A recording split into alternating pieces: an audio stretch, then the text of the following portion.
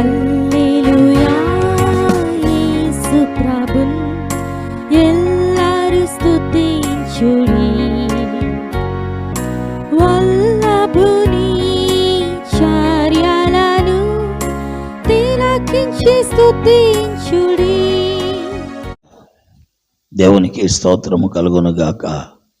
చేరువచ్చిన ప్రియులందరికీ ప్రభు నామములో శుభాభివందనములు తెలియజేస్తున్నాను. దైవ గ్రంథం బైబిల్ నుండి సామెతల గ్రంథం 16 అధ్యాయం 32వ వచనాన్ని చదువుతున్నాను. పరాక్రమశాలి కంటే దీర్ఘశాంతము గలవాడు శ్రేష్ఠుడు. పట్టణమును పట్టుకుని వాని కంటే తన మనస్సును స్వాధీనపరుచుకుని వాడు శ్రేష్ఠుడు. లోకములో శ్రేష్ఠులు ఎవరు అనేది మనం ఆలోచించాలి. పలానా వారు చాలా శ్రేష్ఠులండి, పలానా వారు చాలా గొప్పవారండి, పలానా వారు చాలా పలుకుబడి గలవారండి, పలానా వారు చాలా ధనవంతులండి, పలానా వారు చాలా విద్యావంతులు, గొప్ప ఉద్యోగం చేస్తున్నారు, వారి ప్యాకేజే వేరు అని మనము చెప్పుకుంటాం. అయితే దైవ గ్రంథం చెప్పే సత్యం ఏంటంటే ఎవడు శ్రేష్ఠుడు అనేది మనము చూస్తున్నాం. ఎవడు శ్రేష్ఠుడు అంటే పరాక్రమశాలి కంటే దీర్ఘశాంతము గలవాడు. అంటే గొప్ప గొప్ప యుద్ధాలు చేసేవాడి కంటే, గొప్ప యుద్ధ నైపుణ్యముతో ప్రయాణము చేసేవాడి కంటే దీర్ఘశాంతము, సహనము గలవాడు, ఓరిమి గలవాడు చాలా శ్రేష్ఠుడు. ప్రియులారా, ఈనాడు ప్రపంచాల్లో యుద్ధాలకు కారణం ఆ దీర్ఘశాంతము లేకపోవడమే కదా. దేవుడు దీర్ఘశాంతుడు. అందుకే పాపములో జీవిస్తున్న మనము, పాపాన్నే వెతుకుతున్న మనము, ఈ పాపపు లోకమే శాశ్వతం అనుకుంటా మనలను ఆయన నాశనం చేయట్లా. ఆయన శ్రేష్ఠుడు. ఎందుకు శ్రేష్ఠుడు అంటే మనలాంటి పాపులను ఆయన్ని వెదకిన వారి విషయంలో ఈరోజు కాకపోతే రేపైనా వెతుకుతాడని ఆయన ఆయుష్కాలం అంతా మన కొరకు కాపాడుతున్నాడు. అందుకే ప్రియులారా, నిజమైన దీర్ఘశాంతుడు, శ్రేష్ఠుడు ఎవరంటే ప్రభు అయిన యేసుక్రీస్తు వారే. ఎన్ని రకాలుగా ఆయనకి వ్యతిరేకంగా వెళ్ళిపోతున్నా, పాపములో బ్రతుకుతున్నా, పాపం వల్ల వచ్చే జీతము నరకాగ్ని అని చెప్పబడుతున్నా, విన్నట్టుగా వెచ్చలవిడి జీవితంతో మనకు తోచినట్టుగా వెళ్ళిపోతున్నా, ఆయన మాత్రము మనలను సహిస్తున్నాడు, ఓర్చుకుంటున్నాడు.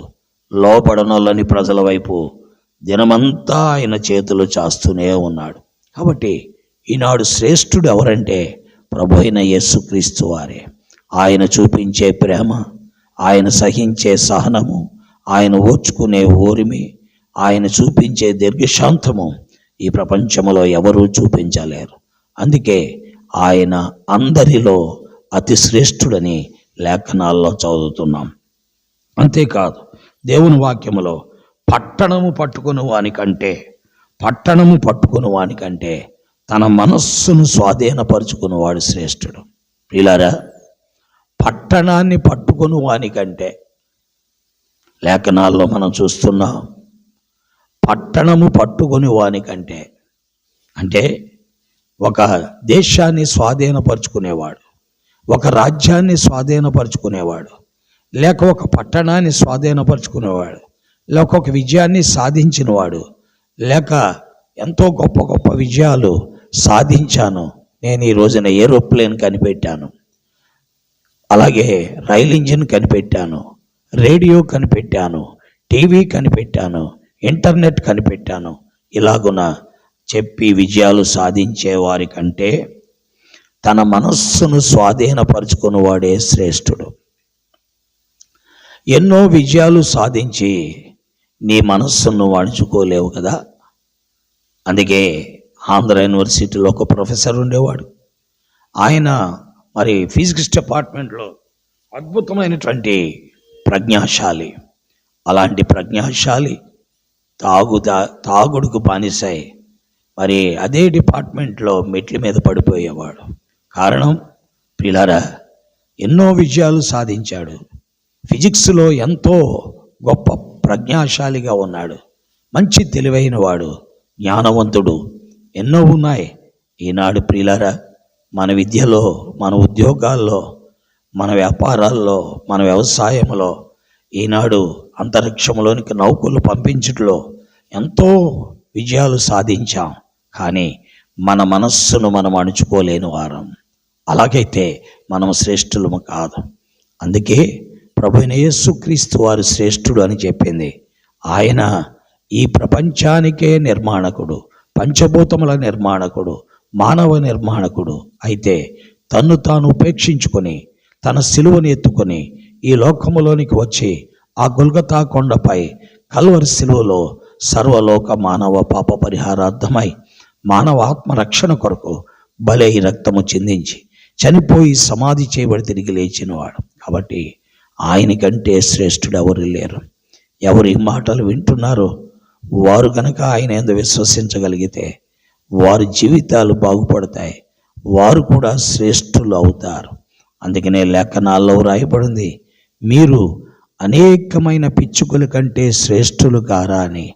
ఎవరు ప్రభువుని నమ్ముతున్నారు, ఎవరు ప్రభువుని ఎరుగుతున్నారు, ఎవరు ప్రభువుని కలిగి ఉన్నారు, వారు అనేకమైన వాటి కంటే శ్రేష్ఠులు.